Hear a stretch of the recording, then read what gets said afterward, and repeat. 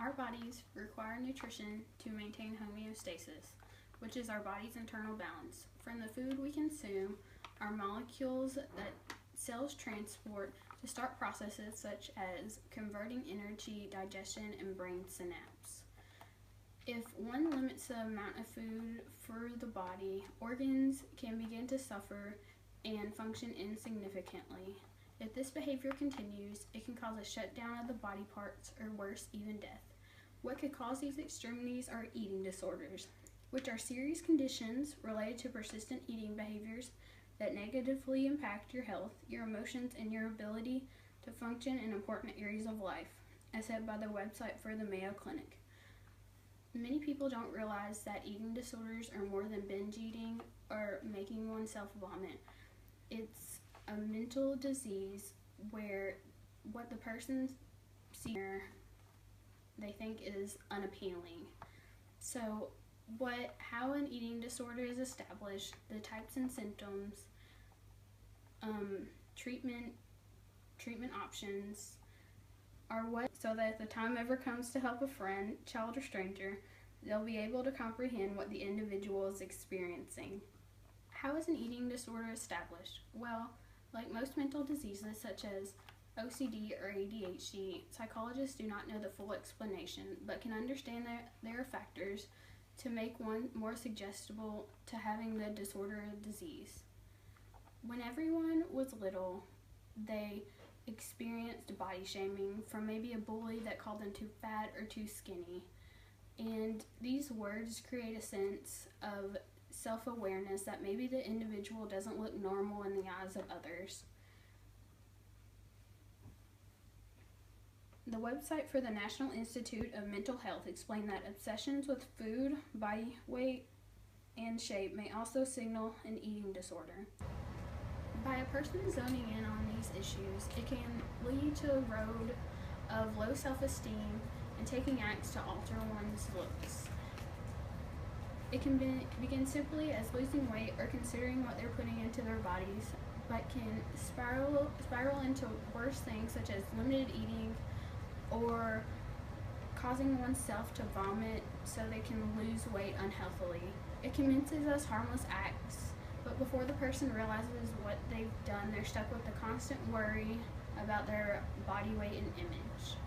So when eating disorders are brought up during a conversation, most are just familiar with anorexia nervosa, which is consuming large amounts of food and then purging because they have an intense fear of gaining weight. But there's also other types of eating disorders. Another is binge eating disorder, where there's episodes of consuming large amounts of food but no self-induced vomiting. They just have a strong feeling of regret after those episodes. Also, another one is bulimia nervosa, which a person consumes a large amount of food and then acts on behaviors to reduce weight gain, such as self-induced vomiting.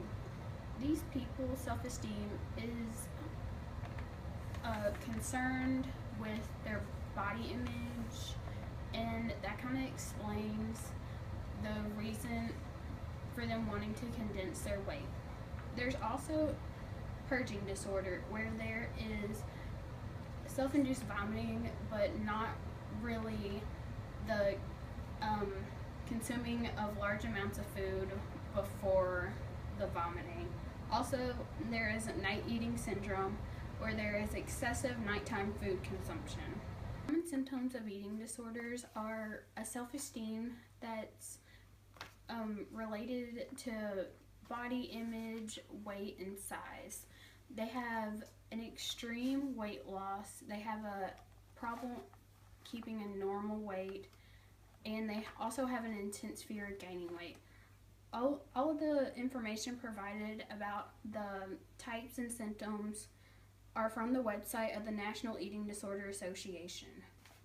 When discussing treatment options, there may not always be a cure, but there is a way to aid the person in coping with the pain of these behaviors with medications or therapy. According to the article, Psychological Treatment of Eating Disorders from the American Psychologist, cognitive behavioral therapy is currently the treatment of choice for bulimia nervosa and binge eating disorder. So, cognitive behavioral therapy is a form of psychotherapy that emphasizes the important role of thinking and how we feel and what we do, says the website for the National Association of Cognitive Behavioral Therapists. During these sessions, the therapist tries to gain a relationship with the client that sees their emotions and helps them towards a goal so they can calm the behaviors such as binge eating or purging. The people that deal with these disorders cannot go through it alone. It is a mental disease that captivates their mind into reasoning that no matter how much weight they lose, they'll never be the right size or shape. The information from the website of the National Institute of Mental Health requires that evidence also suggests that medications such as antidepressants, antipsychotics, or mood stabilizers approved by the U.S. Food and Drug Administration may also be helpful for treating eating disorders. These medications could help support a journey to maybe relieving the binge eating or purging, and it could build a stronger confidence for the person to maybe overcome these obstacles.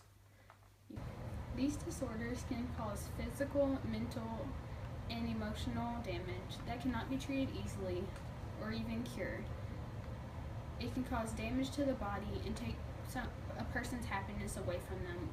Their mind is consumed with their weight and body image that they really can't think about anything else. These eating disorders are a terrible tragedy and are overlooked by many and are not shown as important as other mental diseases.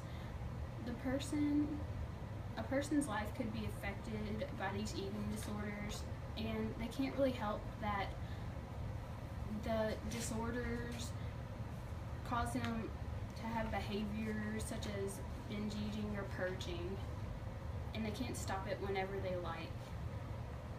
So now that you're informed about the surface of the establishment, symptoms and types, and treatment options, maybe you can realize that the eating disorders are not to be taken lightly, and they could even cause someone to die.